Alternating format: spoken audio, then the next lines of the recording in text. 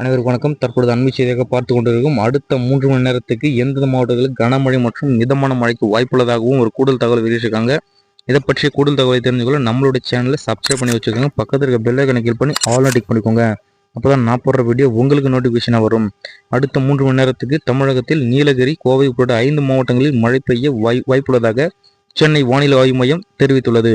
வடமேற்கு, அதனை ஒற்றிய மத்திய மேற்கு வங்கக்கடல் பகுதிகளில் ஒரு காற்றழுத்த தாழ்வு பகுதி மற்றும் மேற்கு திசை காற்றின் காரணமாக இன்று ஆகஸ்ட் 18 நீலகிரி மற்றும் கோயம்புத்தூர் மாவட்டத்தின் மலைப்பகுதிகளில் ஓரிரு இடங்களில் கனமழை பெய்ய வாய்ப்புள்ளதாகவும் சென்னை வானிலை ஆய்வு மையம் கூறியுள்ளது.